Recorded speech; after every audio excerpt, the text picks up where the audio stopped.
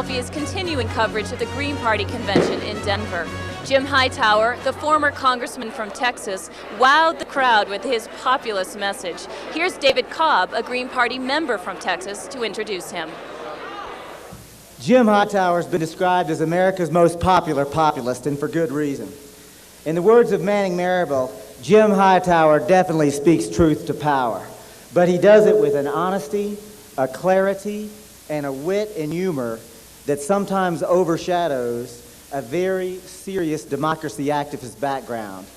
And he'll be funny, so let me take this opportunity to share with y'all some of that serious democracy activist background. Jim served as a legislative aide for Senator Ralph Yarborough, and I might mention that that was the last decent U.S. senator that the state of Texas ever produced. I might also mention that Doug Sandage, Green Party candidate, aims to start to change that.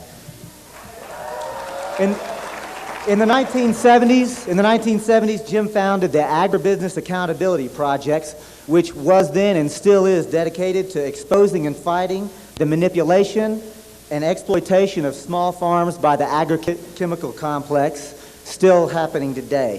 In 1976, Jim accepted the challenge of assuming the reins of the Texas Observer, the nationally renowned muckraking journal founded by Ronnie Duggar, currently Green Party member from the state of New York.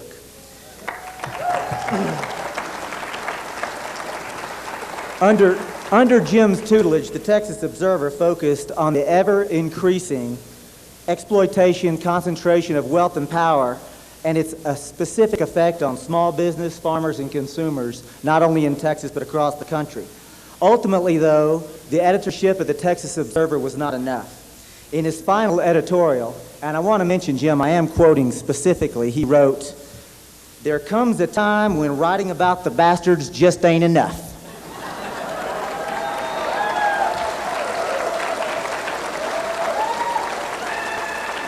So with that sentiment, Jim did something that Green Party activists and organizers can appreciate. He got his butt into electoral politics.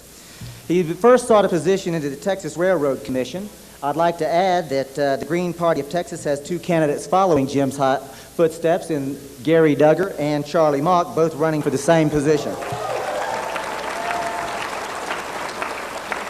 Jim didn't ultimately win that particular race, but he don't give up. He kept at it, and he was ultimately elected to a position with the Texas Agricultural Commission, where he served 2 terms as the Agricultural Commissioner.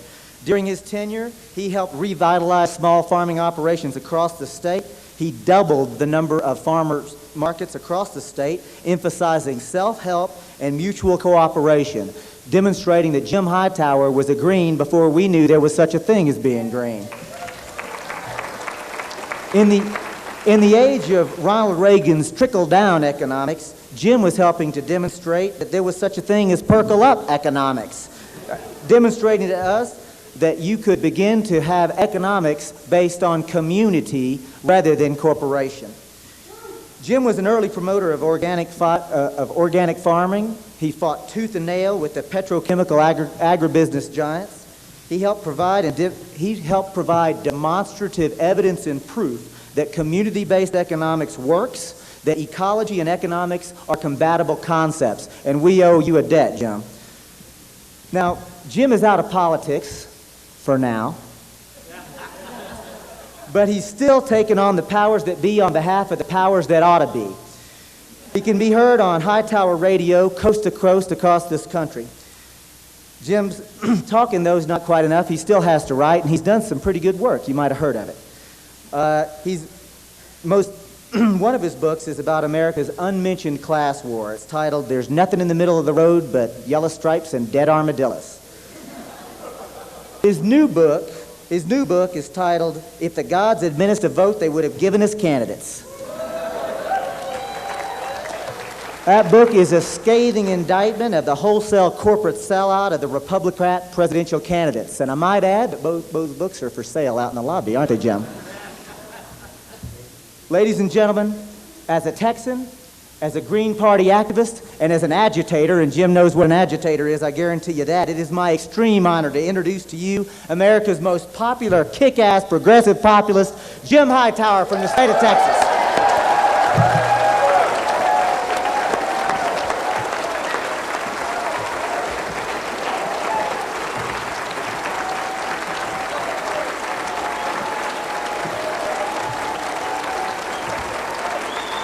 Thank you so much. Thank you. Thank you so much. Thank you so much. What a joy it is to be here. Are we having fun yet? Yeah.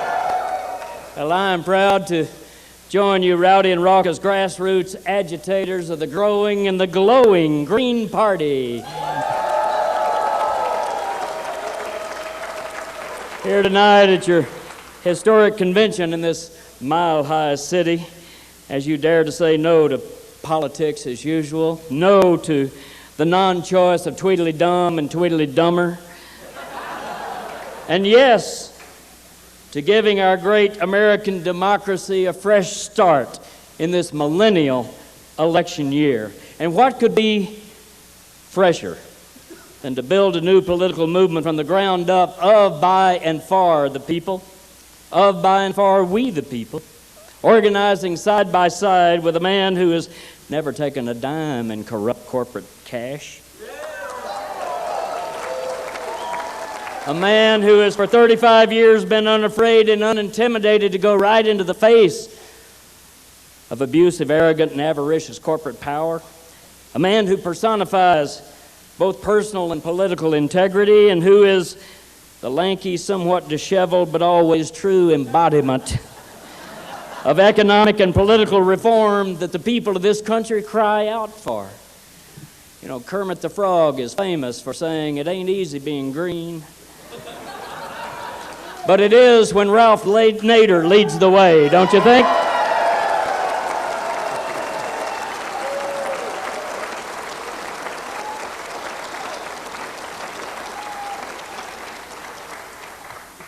Makes me happier than a flea at a dog show to be in this room full of good American patriots, just ordinary citizens coming together here in Colorado from all across the United States, people who care enough to take charge of your own political destinies. Now, this is what America is all about. Now, you wouldn't know it from the powers that be, and by the by, those who said, "Oh, well, who cares what the Green Party's doing? Who cares about Ralph Nader, a minor, trivial candidate over here, marginal?" Now, suddenly, they're attacking us. What happened? Senator Harry Reid out of Nevada, actually a pretty good guy, a guy I know I've worked with over the years, but I think he had a big bowl of Fruit Loops a couple of days ago before he suddenly jumped up, and in the New York Times was quoted yesterday as saying, "Ralph Nader is a very selfish person."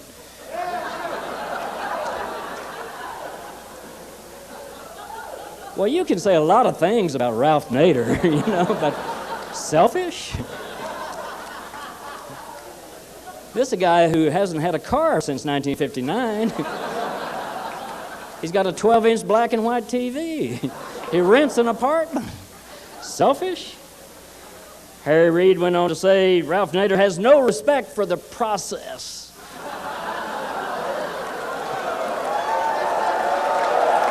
Wow.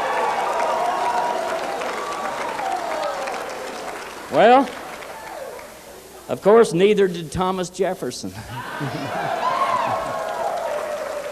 Neither did Sojourner Truth and Frederick Douglass. They had no respect for the process.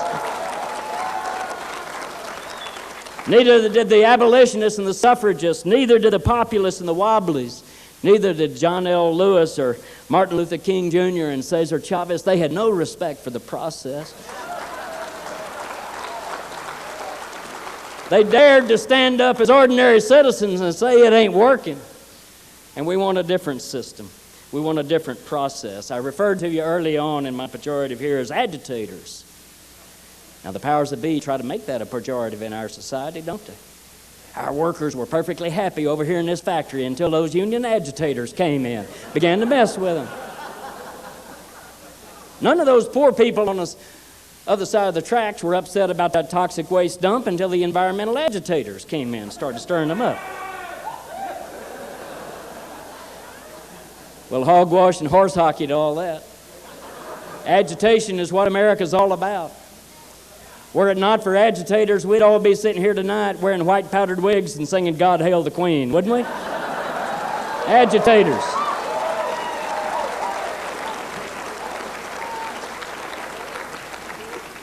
The agitator is the center post in the washing machine that gets the dirt out, and it's about time, I say. What do you say?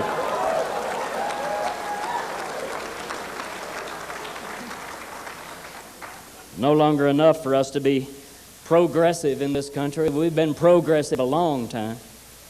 We've got to become aggressive again, because the powers that be have become radically regressive.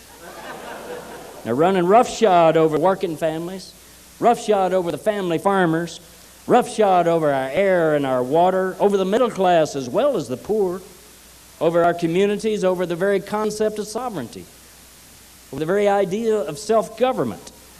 They get to thinking that they're the top dogs and we're all just a bunch of fire hydrants out here.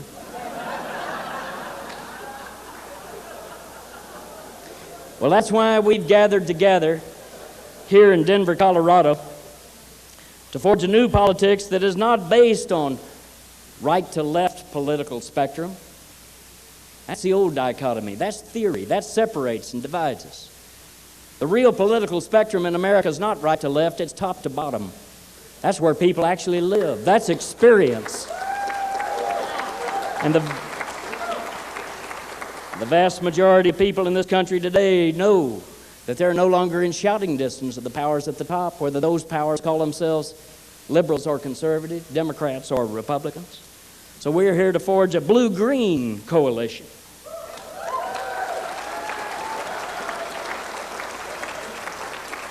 That unites working people with farmers, unites farmers with environmentalists, the middle class with poor folks.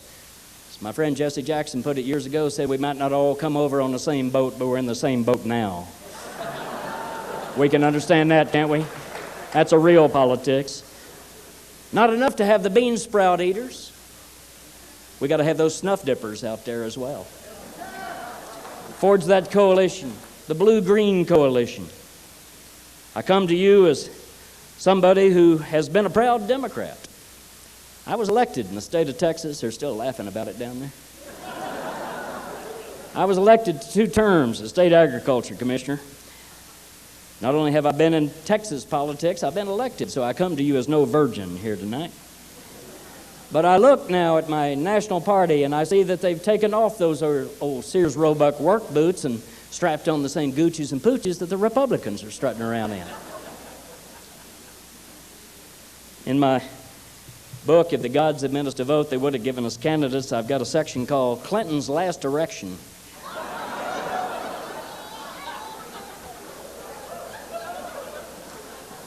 There are no illustrations. We're not talking about Monica and the mess on the dress or any of that. We're talking about that tower of money that Clinton helped to erect and to move our Democratic Party essentially onto Wall Street. And that money has hopelessly corrupted my party and separated it from its populist principles and its populist people. If it won't stand for us, why should we stand for it? It's a pretty basic concept in American politics.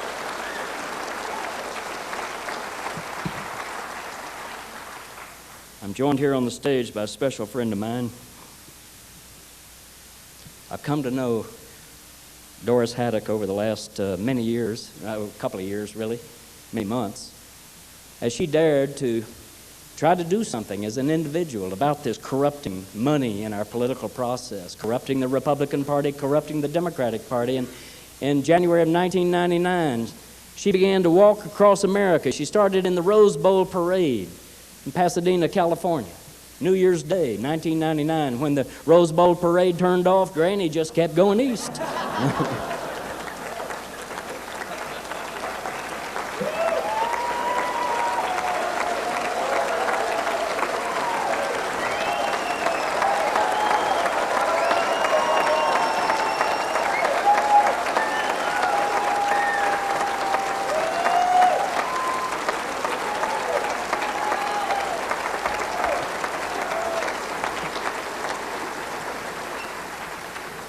And at 90 years of age, she made it to Washington, D.C. I walked the last few miles with her. I felt quite virtuous as I nursed my blisters.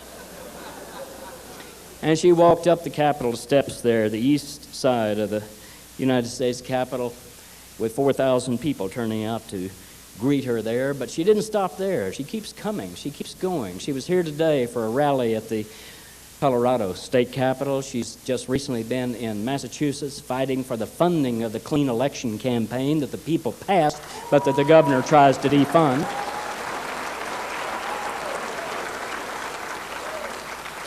And she is, to me, what America's all about, from Thomas Paine to Rosa Parks and all the way down the line. Doris Haddock deserves her name in the panoply of ordinary people who dare to stand up and make a difference. She was recently elected. She was recently arrested. And in fact, Granny is, as she sits here, a jailbird. Now, what is her crime? She went with Ronnie Duggar and the Alliance for Democracy's democracy brigades that have been going into the U.S. Capitol, and Granny D went into the U.S. Capitol a few weeks ago, and she did something audacious. She attempted to read aloud from the Declaration of Independence. That is against the law. She was in the rotunda of the United States Capitol, attempting to read from the Declaration of Independence. That is against the law. If you are a corporate lobbyist and you go into the rotunda of the U.S. Capitol and you meet a U.S. senator and hand said senator $10,000 or $100,000 check, that's legal. But it's against the law to read from the Declaration of Independence. So Granny D, along with her 31 cohorts, she was arrested on the spot, had her arms twisted behind her back, she was handcuffed, she was put in the paddy wagon, she was taken to the pokey, she was fingerprinted, she was mugged, and she was jailed. But then came her trial just a few weeks ago. We had Granny on our radio show, something we always love to do, talking to the American people. And the judge, well, the essence of it is this. They charged, I think they fined you $5 or $10 or something like that, and then the judge hugged her. Don't you think isn't that about right?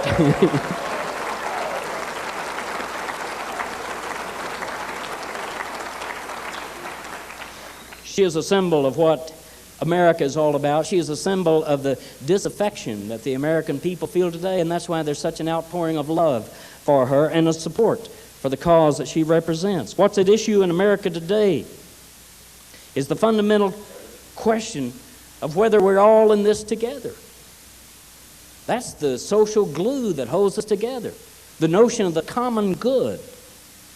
The privileged few, however, are separating themselves from you and me, from the well-being of the community. They have gated and guarded compounds in which they live. They have private academies in which they can send their children. They have Lexus lanes on the public highways so they don't have to be in the traffic jams. You've seen them. They have luxury skyboxes in the public stadiums paid for by you and me, but they don't have to breathe the air of the riffraff. They're attempting to supplant the ethic of the common good with a new ethic of greed that says, I got mine, you get yours. Never give a sucker an even break. I'm rich and you're not. Adios, chump. That's pretty much what it comes down to.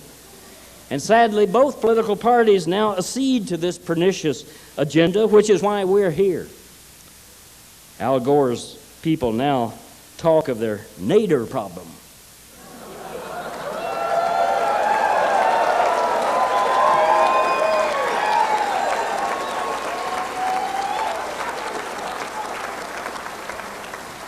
Well, I'm no political consultant, but I'll give Al Gore a simple piece of consultant advice. If you want to get rid of the Nader problem, become a Democrat. That's all it would take. It would go away in a hurry. We're here because we and a majority of the American people have been abandoned. And our effort is to build a new little d democratic movement based on the founding values of this country. I'm talking about the core values.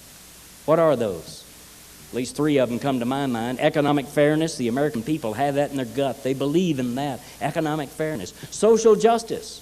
We have that in our hearts. Equal opportunity for all people. We represent that. That's what our flag stands for. Everything that we fought for over the years, embodied in those values of economic fairness, social justice, equal opportunity for all people. My old daddy down in Denison, Texas, you got to beware of Texans telling daddy stories, but I had a pretty good daddy. My old daddy offered his political philosophy. Now, he didn't know he had a political philosophy. In fact, he would have been horribly embarrassed to have been accused of having a political philosophy, but he did have one. And what his philosophy was the notion of the common good. He wanted to be taxed to build a public library in our community back in 1954. He never once went into that building, much less checked out a book. That's not what he did. He believed that everybody ought to have health care, whether you had any money or not. Universal health care for all people, based on the need, not on the money. He believed in that. Not that he was any kind of a squishy liberal, for God's sake. In fact, he thought of himself as a conservative. What he was is a guy off a hardscrabble farm in the Depression who started a small business. And with my mom, I raised a little family, and we had a pretty good little middle-class life there. And my daddy used to say to me something. He said, Jim, everybody does better when everybody does better. That's what passes for political philosophy in Denison, Texas. Well, sadly, we've got too few politicians even talking about these values, much less attempting to implement any of them. Unfortunately, I think we've got too many 5-watt bulbs sitting in 100-watt sockets, if you know what I mean there.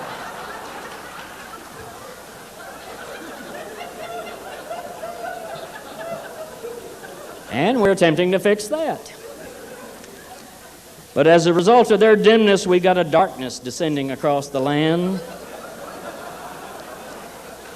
We hear both political parties, for example, brag about the so-called prosperity that's sweeping America, unprecedented economic prosperity. Bill Clinton himself declared it in his last State of the Union message. In the last couple of weeks, we had Al Gore on his Prosperity and Progress tour across the country.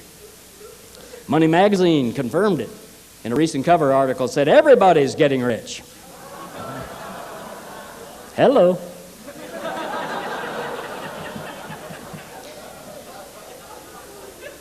In my book, I've got a section called, If These Are Good Times, Why Aren't I Having One?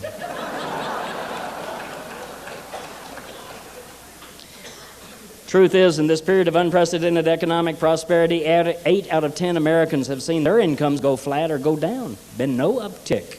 None at all. 8 out of 10, the 80% majority. Average wages today in real buying power terms are beneath what they were when Richard Nixon was president. Beware, here comes a startling statistic.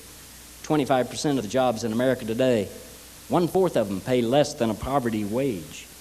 And yet they say to us, well, yeah, but look at Wall Street. We got corporate profits through the roof. Stock prices soaring. Wall Street's whizzing. Well, yeah, it's whizzing on you and me. Think about it.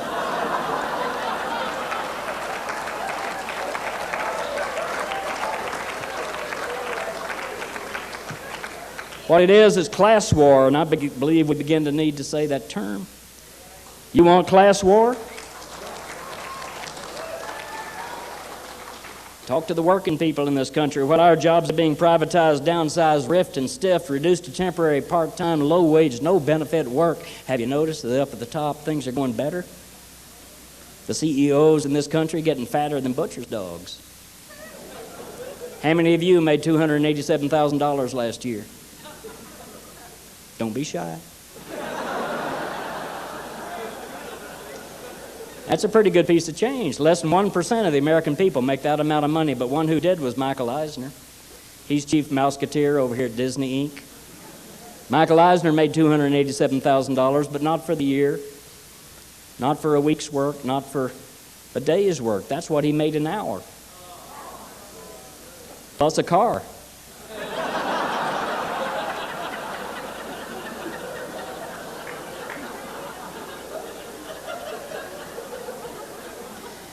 And I'm not against Michael Eisner making money. I'm not against anybody making money. I'm with Mark Twain on that. Mark Twain said, I'm opposed to millionaires, but it would be dangerous to offer me the position. We're not talking about money. We're talking about greed. We're talking about disparity of income, but because at the same time that they're making so much money, they're knocking so many down. Michael Eisner, at the same time, he makes $287,000 an hour. He's reaching out to take back the health care benefits of the minimum wage workers that he dresses up as Goofy and Pluto at the Disneyland and Disney World. Some of these guys getting so rich they could afford to air-condition hell, and from the way they're acting, they better be setting some money aside for that project, I think, don't you?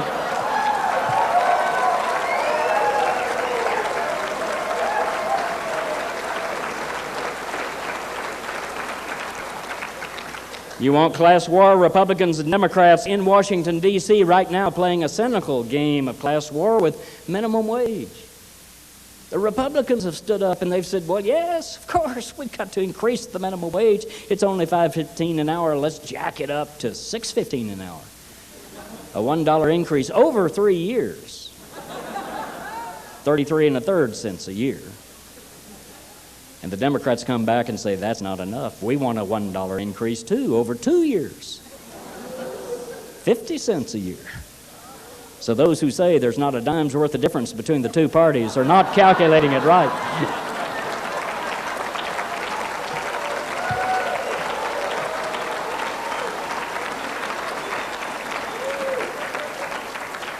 You want class war? Follow the toxic fumes. Pollution tends to be a class issue. If it spews, burbles, oozes, blasts, emits, gushes, radiates, or otherwise does something unpleasant or deadly, chances are it's located in a working class, a rural, a minority, or low-income neighborhood, or some combination of the above. If you're poor, your chances of living next door to Mr. Toxic are quite good. If you're wealthy, there's zero.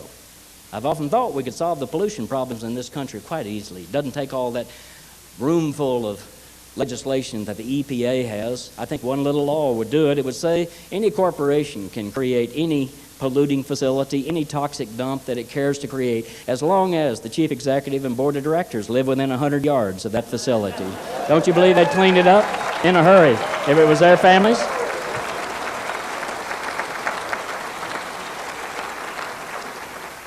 You want class war?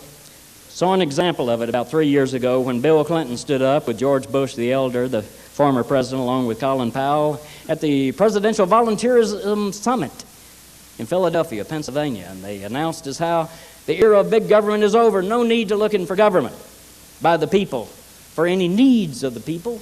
Rather, it would be better if you chose philanthropy. Reach out to charity, won't you? Well, I'll tell you a quick story of what the gods think of charity. It's a story that Earl Long used to tell when he was governor of Louisiana. Got any Louisianans here tonight? Yeah. The Earl of Louisiana told this story about a rich man who tried to get into heaven.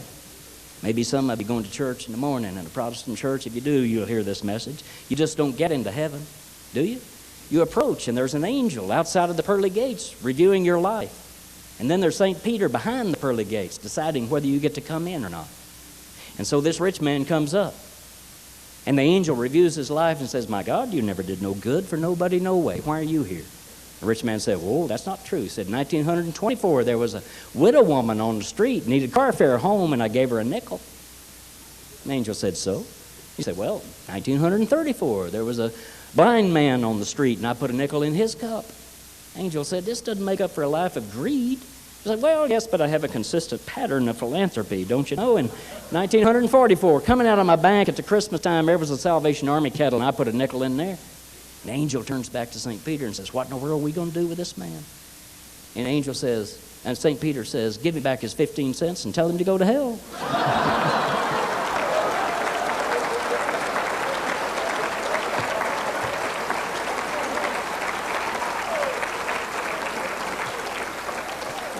It's not charity that we want, it's economic fairness, social justice, equal opportunity that we are seeking. And that's what this party represents. That's what Ralph Nader represents.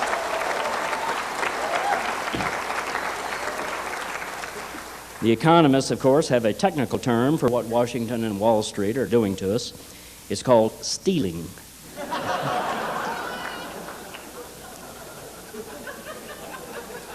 Might remember that old tune that Woody Guthrie had. As through this world I travel, I see lots of funny men. Some will rob you with a 6-gun and some with a fountain pen. It's the fountain pens who are doing the serious stealing in our society today. So let's stop the stealing. Let's dare, as the founders of this nation did in 1776, and as every people's movement in the intervening 225-odd years have had to do, and that is to take the dangerous route, to go with the people, to trust the people of this great nation. The people are ready. I speak to them every day. Susan DeMarco and I do a regular radio show called the Hightower Chat and Chew that broadcasts all across America. And this is not on public radio. This is on AM commercial stations. We're out there with the folks. We're talking with the people. And they're not, as the media would have you believe, a bunch of right-wing kooks. Yeah, some of them are for Rush Limbaugh and Ollie North and Gordon Liddy and all the rest of those folks. But less than a third of them are that. The other third are just on our side and just getting angry. And the other third are shopping. They're kind of wondering, what's going on. We had a guy call in the other day. He said, I got Rush Limbaugh on my front porch. I'm out here pruning my roses. Got Rush Limbaugh on my front porch and you on my back porch. So see, I mean, we got a chance if we get out there and talk to these people. And what I find is that the people are ready. They're ready for this kind of people-oriented politics that I'm talking about. Some of them are ready because they're disgusted with what we see. Granny D and her great crusade. She's met these people all across the country. I write about one in my book. Manuel Gonzalez is his name. He's a superintendent of a store in the Bronx called Sunny Fruits and Vegetables. And he says, I won't vote. Doesn't count anyway. The politicians do what they like. It's not a people's country, it's a money country. Well, I happen to think Manuel's wrong. I think he ought to vote. I don't think we ought to allow anybody to chase us out of the voting booth. But you can understand his sentiment of what he's saying. For a guy like him, for somebody driving a cab, somebody on a construction project around here, it makes no difference whether George W. Bush or Al Gore is going to sit in a big chair. Their lives are not going to be one whit better. So you can understand the sentiment that is there in these people. And those are the people we've got to tap into because that's the majority. Did you know that more people bowl in America than are expected to vote on November the 7th of this year? Some people drop out because of disgust. But also, the people are ready out there for this rebellion, waiting for us because they themselves are rebels, and they're already doing it. The Granny D's of the world, all across this country. Granny D's not alone. All she did was tap into what's already electric out there at the local levels across America. State after state, we got 4 states already passed public financing of their elections. Maine, Massachusetts, Vermont, and Arizona. Exactly right.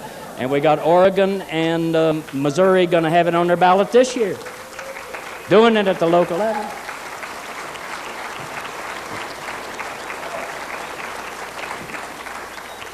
My city of Austin, we had a group of people got together. Some of them may be here tonight. They're Green Party members, some of them. And they pushed an initiative, which we allowed at the local level, for campaign finance reform. It was not totally public financing, but it was a good, strong reform, so much so that all the powers that be came out against it. They called themselves Austinites for a little less corruption. Yeah. I mean, we don't have to go too far, you know. Their proposition was opposed by everybody, but 73% of the voters in Austin said, yes, we're for that. And they voted for it. And it's in, and it's working. People say young people don't give a damn about what's going on anymore. They don't care about politics. They just care about money and music and self-aggrandizement. Well, they haven't met the United Students Against Sweatshops, have they? What a great group that is. Actually doing something. Or the Student Environmental Coalition, or the Student Coalition Against Hunger and Homelessness. The campuses are alive and well again, and they're agitating, and they're achieving goals, and they're doing it the old-fashioned way. They're taking over the president's office. I love it.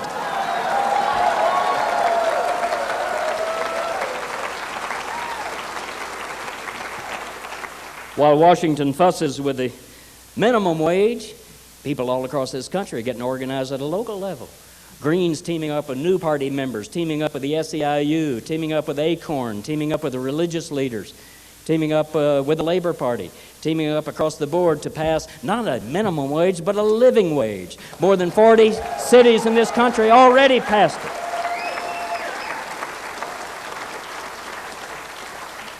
Environmentalists and farmers coming together all across this country against these hog conglomerates that are moving in to drive out the family farmers and stink up the place for everybody else. A revolution is happening. Meanwhile, here we are with the political year. Election 2000, as I refer to it in my book, Election 2000, A Space Odyssey.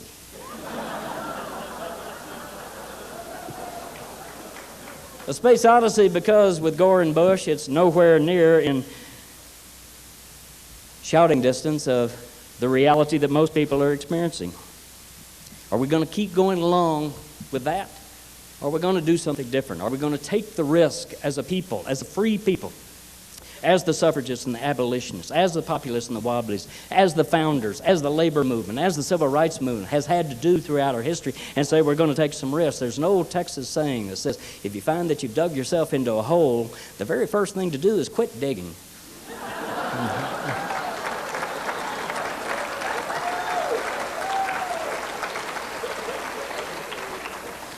But there are those friends of mine, good friends of mine, and I have great respect for them, and I understand what they're saying, but I disagree with them. They say, well, Gore is safe. We got to stick with the status quo because it could get worse. Well, a farmer came up to me when I was ag commissioner, and people were talking about sticking with a status quo ag policy at the time, and he said, Hightower, status quo is Latin for the mess we're in. We got to do something different. And if we just stick with the status quo, then in the year 2004, we're still going to be there. In the year 2008, we're still going to be there. In the year 2012, we're still going to be there. When are we going to get loose from the status quo? We're going to get deeper and deeper into that hole. I think it's time for a politics with passion again, a politics that matters. Let me give you this. This is something I found, and I put it in my book. It's a dispatch, a newspaper clip from about 1890 out of Monroe County, Kansas. It said, the campaign culminated in a bloody tragedy at Clarendon Saturday afternoon. The candidates were to speak, and a great crowd had gathered. The debate became heated, and one of the partisans, William Walls of Holly Grove, attempted to strike one Dillard. But Dillard pulled his gun and shot Walls, who fell to his knees, and pulled his revolver and shot Dillard twice, after which Will fell back dead. The mob rushed in on Dillard, but his friends surrounded him and with pistols and knives declared their intention to defend him. Sheriff Robinson attempted to arrest Dillard, but was shot in the thigh. The mob then closed in on Dillard and beat him terribly. A stray bullet killed a spectator. Dillard was finally spirited away, and the mob is after him. That's politics. That's politics.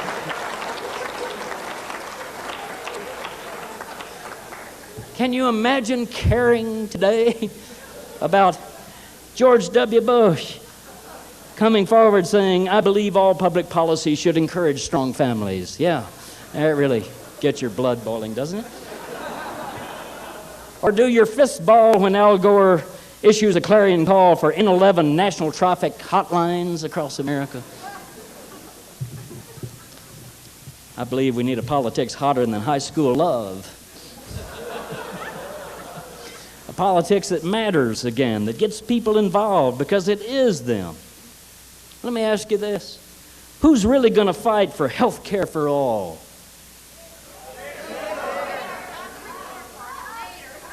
Who's really going to challenge the globaloney of NAFTA and the WTO and the IMF? Who's really going to fight for public financing of elections? Who's really going to say no to genetically manipulated frankenfoods?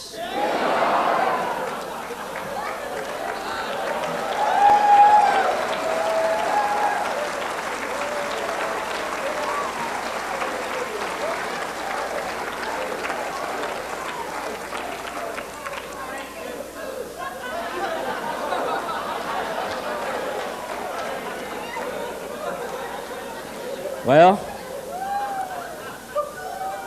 but yet they say that you and I are the spoilers. We're the spoilers. We're in the way of Al Gore. But hey, did we spoil the democratic integrity of the process with billions in corrupt money? Did that come from us? Did we spoil the air, the water, and the food with compromises of convenience on legislation? Did we spoil the sovereignty of we the people with global trade scams that undermine our right to self-government? No. We're not the spoilers. William Jennings Bryan, about 100 years ago, said, destiny is not a matter of chance, it's a matter of choice. It's not something to be awaited, it's something to be achieved. Well, are we going to achieve America's destiny of economic fairness, social justice, and equal opportunity for all people? Well, if you think Al Gore can get you there, then go that way. It's your choice. But if you're tired of the status quo, tired of business as usual, tired of being shut out by the exclusiveness and elitism of the economic and political walls that have arisen to separate the few from the many, then you need to be thinking about something different, something about what's being thought of here in Denver, Colorado, and by people just like you all across America. I can't tell you how many people I meet as I travel with my book and just generally making talks and talking to them on the radio and everything, who say, well, you know, I've been a lifelong Democrat, but I'm thinking now. I'm thinking. And we need to be talking to them. We need to be talking to them.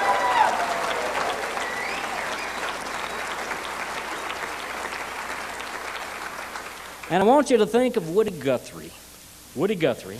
In my book, by the way, I reread this last night. It's a dynamite book. I can certainly recommend this to you. But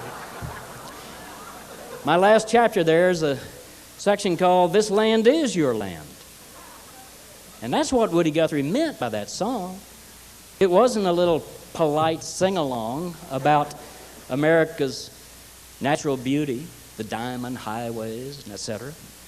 It was about we the people taking power and rejecting the exclusion of ordinary folks that he traveled with in that Dust Bowl, the working families and the dirt farmers and just ordinary folks who were being hard hit.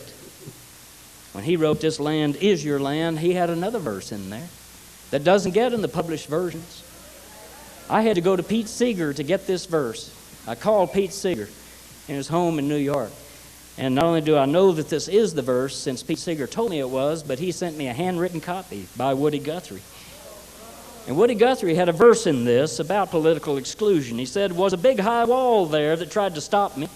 A sign said, 'Private property.' But on the other side, it didn't say nothing. That side was made for you and me."